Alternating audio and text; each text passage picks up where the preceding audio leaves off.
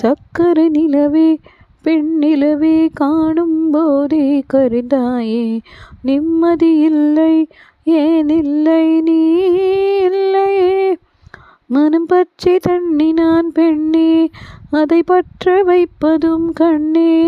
என் வாழ்க்கை என்னும் காட்டை எரித்து